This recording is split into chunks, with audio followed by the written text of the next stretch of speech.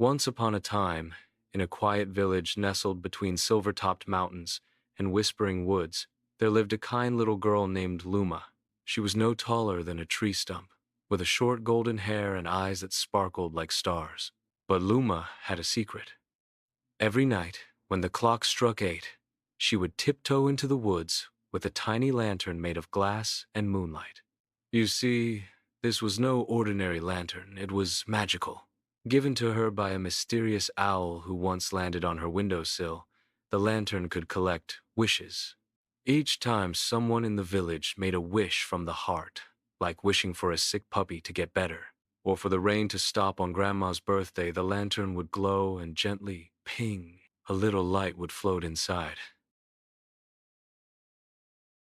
Luma never made a wish for herself. Instead, every night, she released the lights back into the forest, where they would flutter up into the stars like fireflies. But one chilly night, the lantern wouldn't glow. Not one light. No one had made a wish. Luma looked up at the dark sky and whispered, "Have people stopped believing in magic?" Just then, a tiny voice came from the lantern. It was the spirit of a wish. "Luma," it said gently, "you always carry everyone else's dreams. Tonight, you must make one of your own." Luma gasped.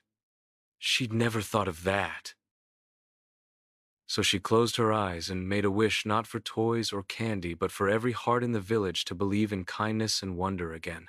The lantern burst into the brightest light she'd ever seen. Wishes flew from the trees, the ground, even from sleepy chimneys. And from that day on, Luma's lantern glowed every night because magic lives wherever someone believes in something beautiful. And if you ever find yourself deep in the woods and see a tiny light dancing between the trees, don't be afraid. It might just be Luma's lantern, carrying a wish, maybe even yours. The end. Subscribe for more magical stories.